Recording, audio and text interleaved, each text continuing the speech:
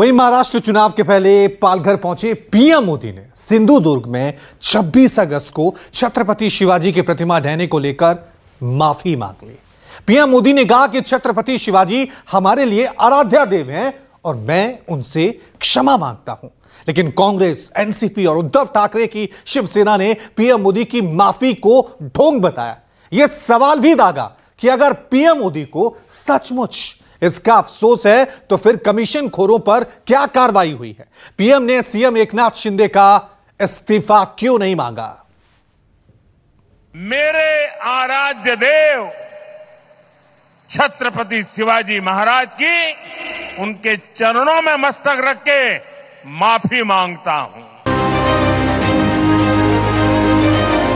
4 दिन बाद ही सही पीएम मोदी ने महाराष्ट्र के सिंधुदुर्ग में बनी छत्रपति शिवाजी की मूर्ति ढहने को लेकर छत्रपति शिवाजी से माफी मांग ली। लेकिन जिस महाविकास अघाड़ी की राजनीति ने मूर्ति ढहने को छत्रपति शिवाजी का अपमान बताया, अक्षम्य पाप बताया, भ्रष्टाचार का जीता जागता सबूत बताया, उन दलों पर हमले का बहाना भी ढूंढ लिया। हमारे संस्कार अलग है। हम वो लोग नहीं हैं जो आए दिन भारत मां के महान सपूत, इसी धरती के लाल वीर सावरकर को अनाप शनाप गालियां देते रहते हैं, अपमानित करते रहते हैं, देशभक्तों की भावनाओं को कुचलते हैं। उसके बावजूद भी वीर सावरकर को गालियां देने के बावजूद भी माफी मांगने को जो तैयार नहीं है, अदालतों में जाकर के लड़ाई लड़ने को तैयार है, लेकिन इतने बड़े महान सपूत का अपमान करके जिनको पश्चाताप नहीं होता है, महाराष्ट्र की जनता उनके संस्कार को अब जान ले। पीएम मोदी ने छत्रपति शिवाजी को आराध्य देवता बताया और बिना शर्त माफी भी मांग ली। लेकिन विपक्ष को पीएम मोदी की यह माफी काफी नहीं लगी।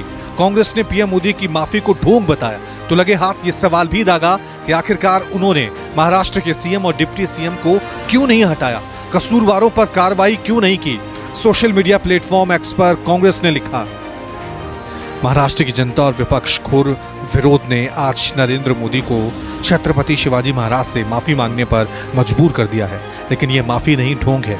अगर मोदी वाकई में अपने इस अक्षम्य पाप के लिए माफी मांग रहे हैं तो वे महाराष्ट्र के सीएम और डिप्टी सीएम को अपने पद से हटाएं। साथ ही इस प्रोजेक्ट में जिन लोगों की संलिप्तता थी उन पर कड़ी कार्रवाई करें। राज्य का यह अपमान महाराष्ट्र न भूलेगा न माफ करेगा। महाराष्ट्र कांग्रेस अध्यक्ष नाना पटोले ने कहा कि जब तक कमीशन खोरों पर कार्रवाई नहीं होती तब तक पीएम मोदी की माफी ढोंग ही कही जाएगी। उद्धव ठाकरे की शिवसेना ने भी यह बात दोहराई तो लगे हाथ की मुनादी भी कर डाली कि विधानसभा के चुनाव में महाराष्ट्र की जनता बीजेपी को सत्ता से हटा देगी। प्रधानमंत्री जी, आज आपको महाराष्ट्र की 13 करोड़ जनता के सामने नतमस्तक होकर माफी मांगनी पड़ी ना।